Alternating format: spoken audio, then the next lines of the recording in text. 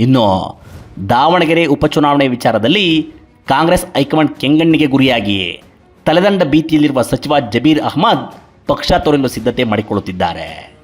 ಮುಂಬರುವ ದಿನಗಳಲ್ಲಿ ಕಾಂಗ್ರೆಸ್ ಮೇಲೆ ಡಿಕೆ ಶಿವಕುಮಾರ್ ಹಿಡಿತ ಮತ್ತಷ್ಟು ಬಿಗಿಯಾದರೆ ಇಲ್ಲಿನ್ನು ಬಾಳ್ವೆ ಮಾಡುವುದು ಕಷ್ಟ ಎಂದರಿತಿರುವ ಜಮೀರ್ ಮತ್ತೆ ದಳಪತಿಗಳ ಸಹವಾಸಕ್ಕೆ ಮಾಡುವ ಲೆಕ್ಕಾಚಾರ ಹಾಕುತ್ತಿದ್ದಾರೆ.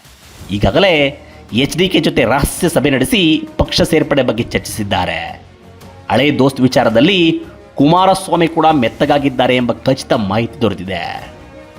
ಬಿಜೆಪಿ ಸೇರ್ಪಡೆ ಸಾಧ್ಯವಿಲ್ಲ. ಆಪ್ತರು ಹೊಸ ಪಕ್ಷ ಕಟ್ಟಿ ದಲಿತರು, ಮುಸ್ಲಿಮರು, ಹಿಂದುಳಿದ ವರ್ಗಗಳನ್ನು ಸಂಘಟಿಸುವಂತೆ ನೀಡುತ್ತಿರುವ ಸಲಹೆಗಳ ಬಗ್ಗೆ ಜಮೀರ್ಗೆ ಒಲವಿಲ್ಲ. ಓವೈಸಿ ರೀತಿಯ ಮುಸ್ಲಿಂ ಪಕ್ಷ ಸೇರಿ ಧರ್ಮ ಮುಂದಿಟ್ಟುಕೊಂಡು ರಾಜಕೀಯ ಮಾಡುವುದು ಇಷ್ಟವಿಲ್ಲ. ಹೀಗಾಗಿ ಜಮೀರ್ ಅಹ್ಮದ್ಗೆ ಉಳಿದಿರುವುದು JDS ದಾರಿಯೊಂದೇ. ಕಾಂಗ್ರೆಸ್ ಮುಸ್ಲಿಂ ವಿರೋಧಿ ಎಂಬ ಮನೋಭಾವ ಈಗಾಗಲೇ ಆ ಸಮುದಾಯದಲ್ಲಿ ಮೂಡಿದೆ.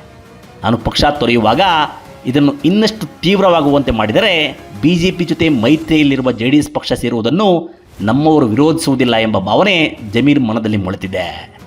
DKಗೆ ಎದುರೇಟು ಕೊಡಬೇಕೆಂದರೆ ಅವರ ಶತ್ರು HDK ಜೊತೆ ಸೇರಿದರೆ ಮಾತ್ರ ಸಾಧ್ಯ ಎಂಬುದು ಅವರಿಗೆ ಸ್ಪಷ್ಟವಾಗಿ ಗೊತ್ತಿದೆ. ಇದು ಜಮೀರ್ JDSಗೆ ಹತ್ತಿರವಾಗುವಂತೆ ಮಾಡಿದೆ.